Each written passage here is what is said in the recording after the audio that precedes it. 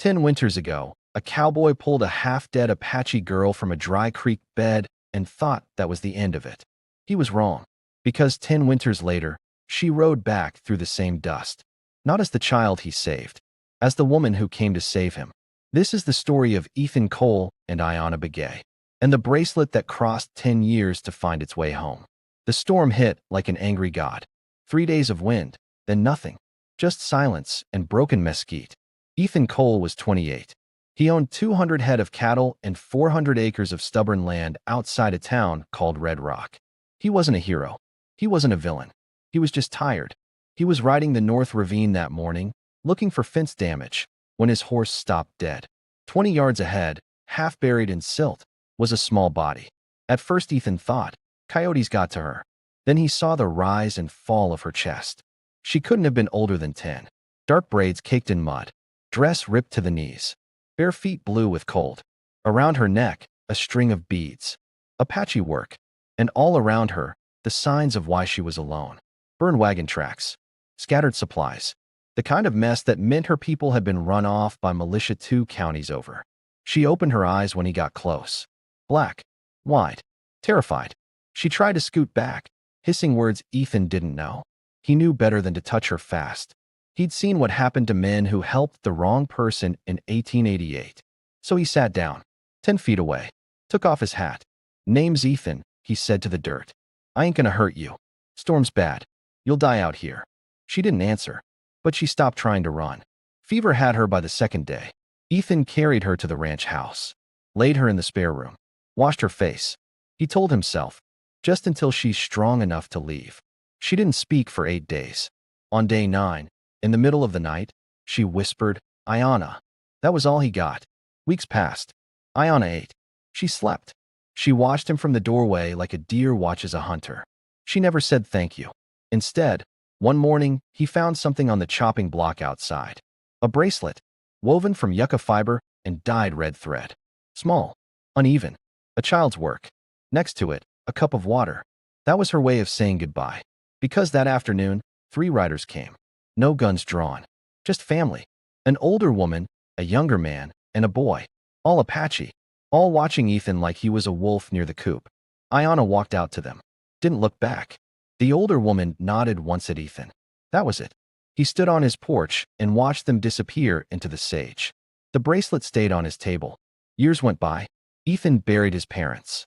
Expanded the ranch. Drank less. Talked less. The town grew. The railroad came 20 miles south. Every winter, he'd find the bracelet when he was putting away winter coats. He never threw it away.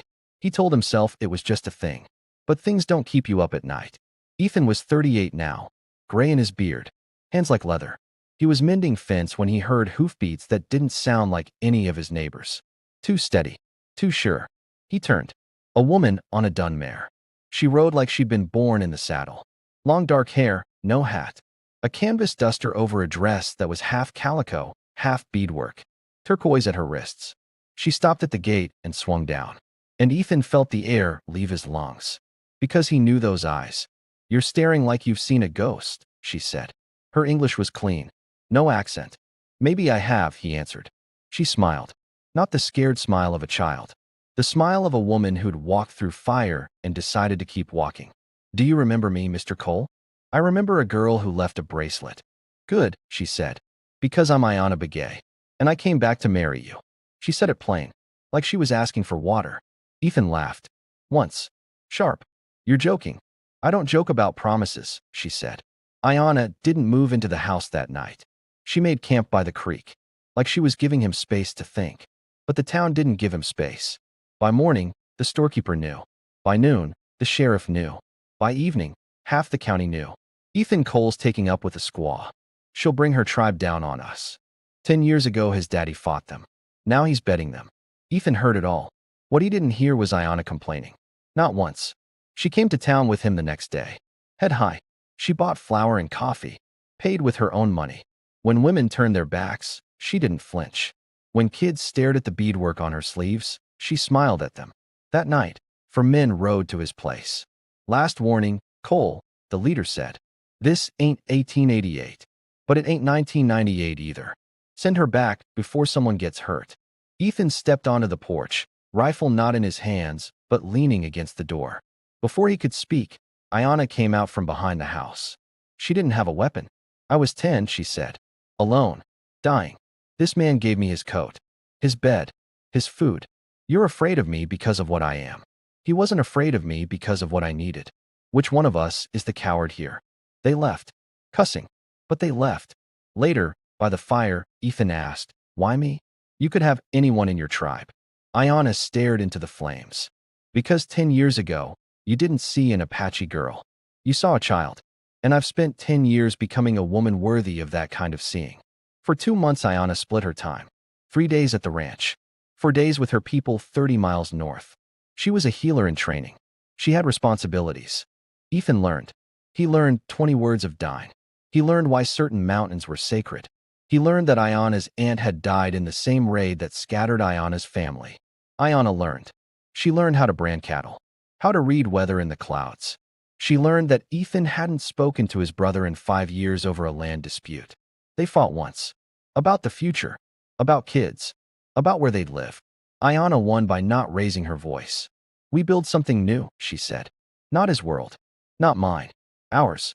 They chose a place exactly halfway. An open flat between Red Rock and the Begay camp. No fences. No church. No tribal council ground. Just sky. Dawn. People came anyway, even though they weren't invited. From town. The storekeeper, the schoolteacher, 2 ranch hands who'd worked for Ethan's dad. From the tribe.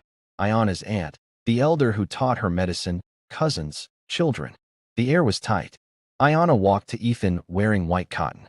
Over it, a vest she'd spent 3 months beating. Horses. Rain. 2 hands. A river. Her hair was braided with 3 pieces of turquoise. Ethan wore his cleanest shirt and his father's ring. The elder spoke first. In Dine, asking the land to remember this. Then Ethan. Simple. "I don't promise it'll be easy. I promise I'll stay." Ayana's vow was quieter, but it carried. "I choose you. Not because you saved me. Because I am free, and I still choose you." He slid the ring on. She tied a cord of red and white thread around his wrist. A match to the bracelet he still kept in his drawer.